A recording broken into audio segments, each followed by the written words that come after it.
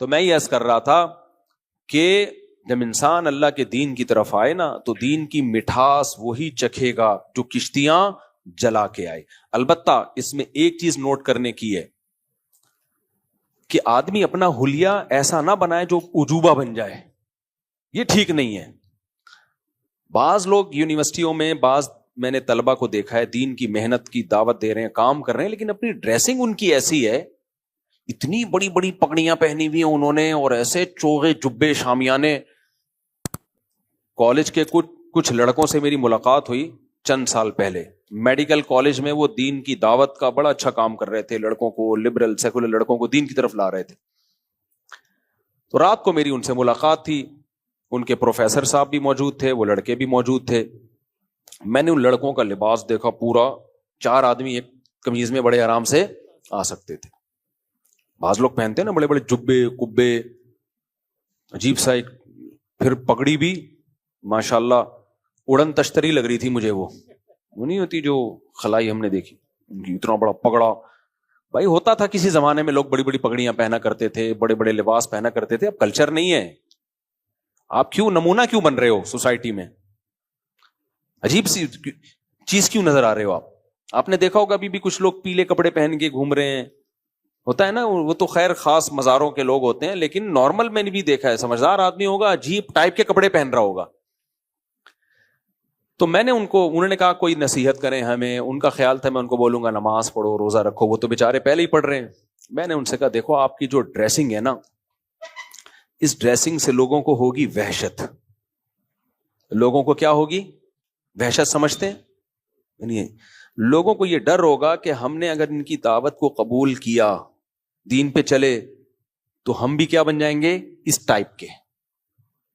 اور میں نے کہا یہ والی ٹائپ جو ہے نا, یہ سوسائٹی میں, انہوں نے کہا یہ سنت لباس ہے. میں نے کہا لباس میں کوئی سنت نہیں ہے, خوب سمجھ لو. دیکھو اسلام چونکہ قیامت تک کے لیے آیا ہے نا, اگر وہ ایک ڈریس فکس کر دیتا تو وہ ڈریس ہر قوم میں پھر سوٹیبل, ہر قوم کے لیے سوٹیبل تھوڑی ہوتا. ہمارے نبی اگر شلوار قمیض کو کر دیتے کہ یہ میری سنت ہے, ناروے والے پہن لیتے شلوار قمیض -20 اور 30 میں, ہے بھائی. دفتروں کا ڈریس الگ ہوتا ہے, لڑنے والے فوجیوں کا ڈریس الگ ہوتا ہے, مزدوروں کا ڈریس الگ ہوتا ہے, دولہے کا ڈریس الگ ہوتا ہے. تو اسلام نے بلا وجہ کی پابندیوں میں جکڑا ہی نہیں ہے. خام اسلام تو اخلاقیات سکھاتا ہے, بھائی چوری غلط ہے, یہ غلط ہے. تو ڈریس کے بارے میں چند ہدایات دی ہیں جن کا اخلاقیات سے تعلق ہے. نمبر 1, پراپر ڈریس ہو. سمجھ رہے ہیں؟ ادھورا نہ ہو کہ جسم ہی نظر آ رہا ہے اس میں, جیسے کوئی خاتون باریک لباس پہنتی ہے, پوری کھال نظر آ رہی ہے اس میں, یا اس کی پنڈلیاں کھلی ہوئی ہیں, اس کے سلیو لیس کپڑے پہنی ہوئی ہے. یہ کیا ہے؟ ناجائز ہے بھائی, اس لیے کہ ڈریس تھوڑی ہے یہ تو 2-4 اسٹیکر ہیں آپ نے لگا لیے. خواتین کے لباس میں پیسہ بہت لگتا ہے, لباس نہیں لگتا. یعنی خواتین کے کپڑوں میں آج کل کپڑا نہیں لگ رہا, پیسہ بہت لگ رہا ہے. حالانکہ پیسے سے زیادہ کپڑوں میں کپڑا لگنا چاہیے نا, کیا خیال ہے بھائی؟ تو کپڑوں میں کپڑا لگ نہیں رہا, پیسہ لگ رہا ہے. یعنی 2-4 چیتھڑے رہ گئے لیکن مہنگے اتنے ہوں گے وہ. تو شریعت نے فوکس کیا بھائی لباس پورا ہونا چاہیے, ایک بات. نمبر 2, اتنا چست نہیں ہونا چاہیے کہ آپ کے جسم کے سطر جو ہے آپ کی شرمگاہ نمایاں ہونا شروع ہو جائے, اس سے لباس کا مقصد فوت ہو جاتا ہے. تو گورے تو ان چیزوں کا خیال نہیں کرتے. 2-4 ہدایات دے دی ہیں شریعت نے. عورت کو حکم دیا کہ اس کا گھر سے جب باہر نکلے گی تو پورا جسم چھپائے گی وہ. باقی شریعت نے اس کو کس پہ چھوڑ دیا؟ کلچر پہ. تو میں نے ان سے کہا کہ اب ہمارے کلچر میں ایسی ڈریسنگ نہیں ہے. تو لوگ بولیں گے کہ یار یہ کیا ہے, یعنی میں اگر دین پر آ گیا تو مجھے بھی اتنی بڑی پگڑی پہننی پڑے گی. تو آپ کیوں عجوبے سے لگ رہے ہو؟ جیسے یونیورسٹی کالج میں سب جیسے رہ رہے ہیں تو آپ سوسائٹی میں اسی کا ایک فرد بن کے دین کی دعوت دو نا. خلاصہ یہ کہ نمونے مت بنو. لوگ دیکھ کے کیا سمجھیں نمونے سے. مجھے وہ واقعہ لازمی یاد آتا ہے, ایک صاحب بار بار جو ہے نا وہ کہ خواتین کو پڑھاؤ نہیں, پڑھاؤ ان کی شادی مت کرو, پڑھاؤ, پڑھائی کو فوکس کرو. تو ایسے لوگوں کے بارے میں کہتا ہوں کہ جب کوئی آپ کے سامنے کہا کرے نا کہ لڑکیوں کو پڑھاؤ شادی مت کرو, ہم کہتے ہیں شادی بھی کرو پڑھاؤ بھی, دونوں کام کرو نا. شادی کو پڑھائی میں رکاوٹ نہ سمجھو, شادی کر کے بھی پڑھ لے وہ. لیکن ڈیلے مت کرو ان کی شادی کو پڑھائی کی وجہ سے. تو جب بھی کوئی آپ کے سامنے کہا کرے نا ایسی بات کہ پڑھائی کو فوکس کرو شادی کو فوکس نہ کرو, تو ان سے کہے کہ کاش آپ کی اماں بھی پڑھائی کو فوکس کرتی, شادی کو فوکس نہ کرتی, تو آپ جیسے نمونے پیدا نہ ہوتے. آپ کی اماں کو بھی چاہیے تھا کہ پڑھتی ہی رہتی, بہت بڑی اسکالر بن جاتی, کم از کم آپ جیسے نمونے مارکیٹ میں نہیں آتے. تو یار یہ فیس بک کی دنیا بھی, یوٹیوب پہ کمنٹس کی دنیا بھی بڑی عجیب ہے. کچھ لوگ نا بہت ہی الٹے الٹے کلپ لا رہے ہوتے ہیں, پھینک رہے ہوتے ہیں نا, تو نیچے لوگوں نے ان کا بڑا مذاق اڑایا ہوا ہوتا ہے. تو ایک کمنٹس آج کل بہت چل رہا ہوتا ہے, پتہ نہیں ایک خاص آئی ڈی سے وہ کمنٹس جاتا ہے, اس میں یہ لکھا ہوتا ہے کہ اس قسم کی لوگ صدیوں میں پیدا ہوتے ہیں. اس قسم کے لوگ, اب پہلی جملے سے تو لگے گا یار کوئی عظیم انسان ہے یہ. کہتے ہیں اس قسم کے لوگ صدیوں میں پیدا ہوتے ہیں, کیونکہ اکثر مائیں ایسے بچوں کو پیدا ہونے سے پہلے ضائع کرا دیتی ہیں. جب ماؤں کو پتہ چلتا ہے نا کہ اس طرح کی چیز مارکیٹ میں آنے والی ہے, وہ پیدا ہونے سے پہلے ضائع کرا دیتی ہیں. اس لیے اس قسم کے لوگ صدیوں میں پیدا ہوتے ہیں. تو کچھ نمونے ہیں نا یوٹیوب پہ بھی کچھ اوٹ پٹانگ پھینک رہے ہوتے ہیں.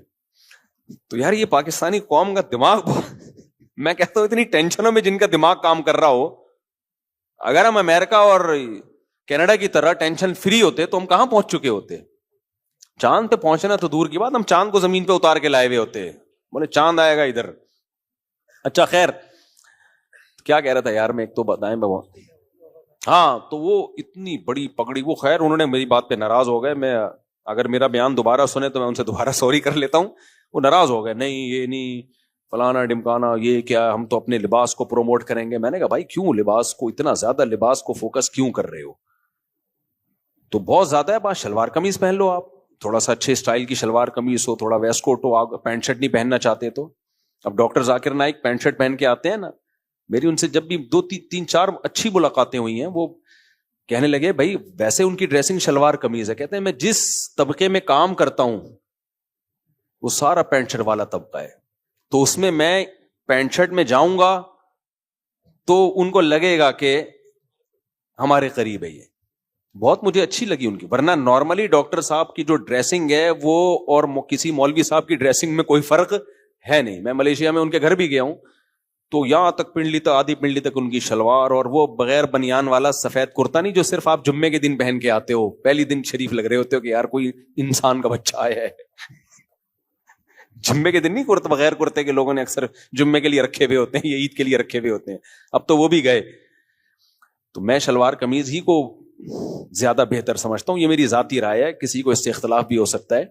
لیکن بہرحال تو یونیورسٹیوں میں کام کرنے کے لیے ضروری ہے کہ آپ کوئی ایسا ڈریس نہ پہنے کہ وہ آپ کو کیا سمجھیں, وہی یہ کوئی الگ ہی چیز آ گئی مارکیٹ سے. ایسا نہیں ہونا چاہیے.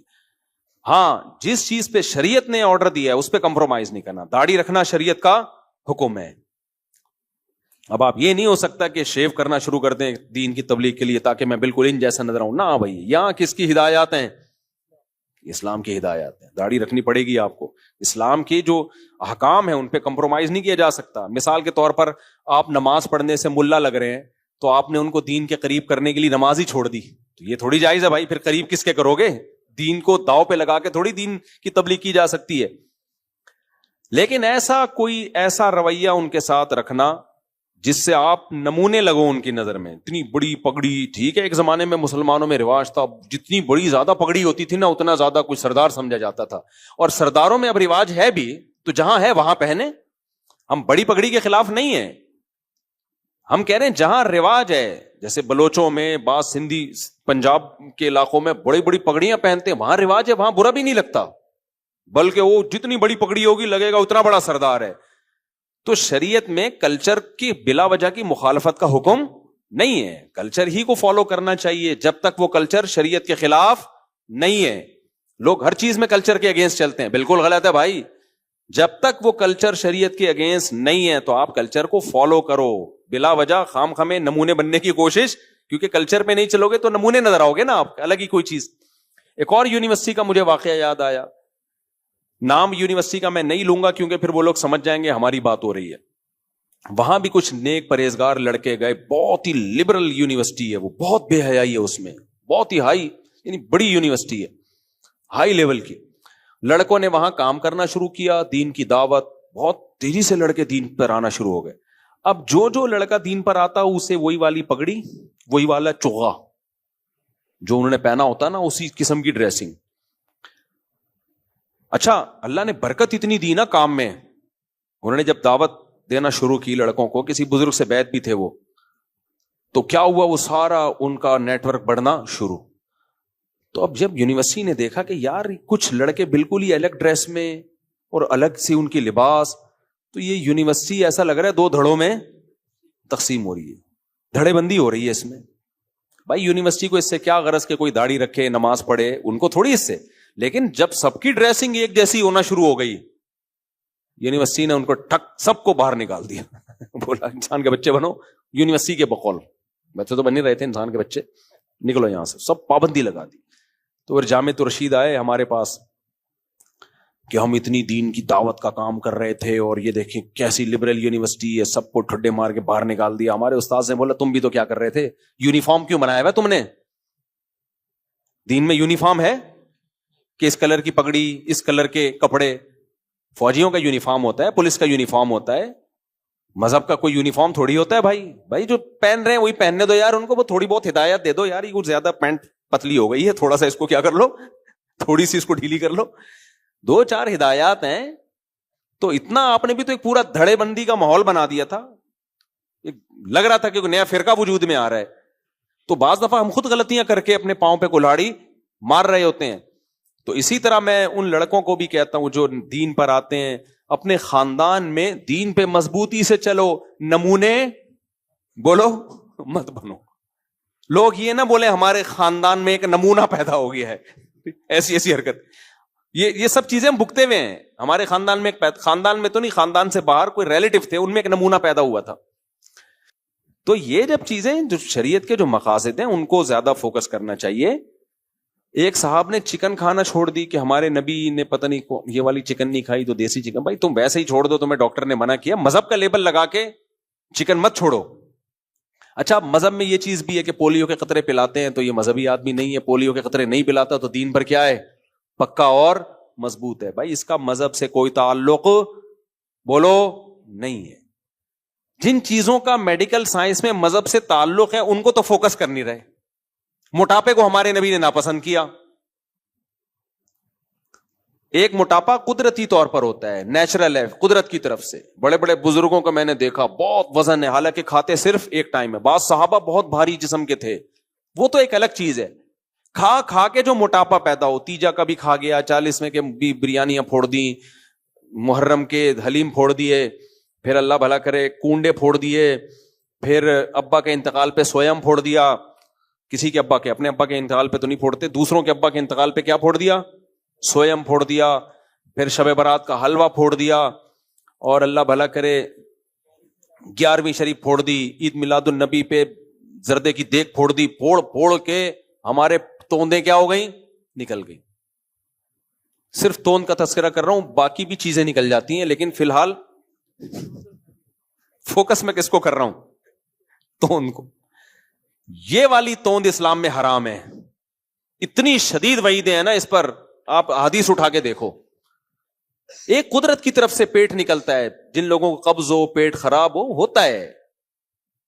ہم نے بڑے بزرگوں کو دیکھا ہے ایک ٹائم کھاتے ہیں بہت تھوڑا, لیکن وزن بہت زیادہ ہے. وہ تو اللہ کی بنائی ہوئی باڈی ہے نا. میں اس لیے بار بار یہ وضاحت کرتا ہوں کہ کسی بھاری جسم والے کو دیکھ کر بدگمان ہونے کی اجازت نہیں ہے, کسی بڑھے ہوئے پیٹ والے کو دیکھ کر بدگمان ہونے کی اجازت نہیں ہے. یہ قدرت کی طرف سے بھی ہوتے ہیں کچھ چیزیں, اور کچھ ایسے پھوڑتے ہیں لیکن وزن نہیں بڑھتا ان کا. تو لیکن کھا کے اگر وزن بڑھ گیا تو یہ اسلام میں پسندیدہ نہیں ہے. اور میں نے بہت سارے مذہبی لوگوں کو جو اللہ رسول کے عاشق کہلاتے ہیں, کہتے بھی ہیں, دیوبندی بریلوی اہل حدیث کی بات نہیں ہے, سب جگہ ہوتے ہیں ایسے لوگ, اللہ رسول کے عاشق ہیں, لیکن جب پھوڑنے پہ بیٹھتے ہیں نا, آدمی کہتا ہے یہ اللہ رسول کا عاشق نہیں ہو سکتا, یہ دیگوں کا عاشق ہے. یہ جو اللہ رسول کا عاشق ہوگا نا وہ پھوڑے گا نہیں کبھی بھی, وہ کھائے گا بس خالی. ہمارے نبی کی خوراک تو دیکھو کتنی کم تھی, صحابہ کی خوراک. اسلام میں تو روزے ہیں بھائی, اللہ اور نبی کا عاشق روزے رکھتا ہے, ہر وقت کھاتا نہیں رہتا وہ. ہم فراق یار میں گھل گھل کے ہاتھی ہو گئے. فراق یار گاڑی اردو ہے نا, یار کی جدائی, محبوب کی جدائی. تو جدائی میں انسان موٹا ہوتا ہے دبلا ہوتا ہے؟ دبلا ہوتا ہے نا غم میں. تو شاعر کہہ رہے ہیں آج کے عاشق عجیب ہیں, اللہ رسول کے عاشق ہیں, لیکن یار کی جدائی میں یہ گھل گھل کے ہاتھی ہو رہے ہیں. تو ہم فراق یار میں گھل گھل کے ہاتھی ہو گئے, اتنے گھلے رستم کے ساتھی ہو گئے, یعنی رستم پہلوان نظر آنے لگے. ہمارے نبی صلی اللہ علیہ وسلم نے صحیح بخاری کی حدیث ہے فرمائے, اس امت میں جو سب سے پہلی خرابی آئے گی نا وہ موٹاپا آئے گا. بخاری کی حدیث ہے, سب سے پہلی خرابی جھوٹ اور موٹاپا. کھائیں گے پھوڑنا پڑنا سے. اور کمال ہے کہ تم کھاؤ یار, منع کس نے کیا تمہیں؟ اپنے خرچے پہ کھا رہے ہو. مذہب کا لیبل تو نہ لگاؤ نا اس پہ, مذہب کا لیبل لگا کے کھا رہے ہو. آج بریانی ہے, آج فلانی ہے, آج 11ویں کا کھانا ہے, جمکانے کا کھانا ہے. کھلانا سنت ہے بھائی, کھانا نہیں ہے کہیں بھی. غریبوں کو کھلاؤ یار جا جا کے. کھانے میں تو روزے ہے, اپنے لیے روزے. نبی نے اپنے لیے روزے پسند کے لیے, دوسروں کے لیے صدقے پسند کیے, صدقہ دیا کرتے تھے آپ. تو اپنے لیے تو نبی نے روزہ پسند کیا ہے, تو ہمیں بھی اپنے لیے روزہ رکھنا ہے. دوسروں کو کھلانے والے کو نہیں سنانا کہ آپ نے دعوت کی, غریب کو بٹھایا, کم کھانا سنت ہے. وہاں یہ موقع نہیں ہے, سمجھ رہے ہو. سخاوت کا تقاضا یہ ہے کہ وہاں بولو کھاؤ. میں سعید انور کا ذکر کرتا ہوں نا, بہت نیک آدمی, اللہ ان کی عمر برکت دے. ہم حج پہ, اب کھانے سے پہلے یہ تھوڑی بتایا جائے گا کہ کم کھانا سنت ہے. وہاں تو سخاوت کا تقاضا ہے, بھائی کھاؤ یار. ہاں ابھی کوئی کھانے کی محفل نہیں ہے, ابھی میں بتاؤں گا کہ کم کھانا سنت ہے, زیادہ کھانا سنت نہیں ہے. لیکن جب میں دعوت کروں گا تو پھر سخاوت کا تقاضا ہے, شریعت کا حکم ہے, لوگوں کو کھانے کی ترغیب دو. بھائی کھاؤ, لنگر ہے. کیونکہ اگر میں وہاں ترغیب دوں کہ یہ میں نے آپ لوگ کے لیے کھانے کا انتظام کیا, لیکن یاد رکھنا کم کھانا کیا ہے, لوگ کہیں گے یار یہ دعوت کے تکلف کی آپ کو ضرورت, یہ پھر کنجوسی کہلائے گی. وہ بھائی سعید انور بڑے, اللہ ان کو عزت دے, ہم حج پہ تھے تو بھائی سعید انور کا بیان تھا, میں سامنے بیٹھا ہوا تھا, بھی بڑا اچھا بیان کر رہے تھے, میں بھی سن رہا تھا. بیان کے آخر میں انہوں نے کم کھانے کے فضائل سنائے. کم کھاؤ, اتنا کم کر دیا کہ اتنا میں بھی نہیں کرتا کم نا, بہت زیادہ کم کر دیا. کم کھاؤ, کم کھاؤ, کم کھاؤ, بہت انہوں نے کم کھاؤ کم. وہ ناراض نہیں ہوتے, ان سے بے تکلفی ہے, خوشی ہوں گے یہ بات سن کے. کم کھاؤ, اتنا کم کر دیا نا انہوں نے. اب جیسے ہی بیان ختم ہوا کھانا لگ گیا.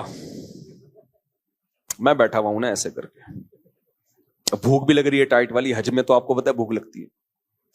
تو لوگ مجھے کہہ رہے ہیں کھائے نا. میں نے مذاق کیا, میں نے کہا سعید بھائی نے کھانے کے قابل چھوڑا کہاں ہے یار. میں نے کہا اس قابل چھوڑا ہی نہیں ہے کہ, میں نے کہا سعید بھائی یہ بیان کھانے کے بعد کرنے کا تھا, کھانے سے پہلے کرنے کا. میں نے کہا کیا کھائیں یار, کھائیں گے لوگ دیکھیں گے مولوی صاحب خود عمل نہیں کر رہے, ابھی سعید بھائی نے اتنا لمبا بیان کیا. تو ہر چیز کا ایک موقع ہوتا ہے نا. کھلانے میں تو یہی ہے بھائی, کھلاؤ کھلاؤ, کھاؤ آپ لوگ. ہم سعید بھائی کو پتا نہیں تھا بیان کے فوراً بعد کھانا ہے, شاید ورنہ اتنا لمبا بیان نہ کرتے ہو.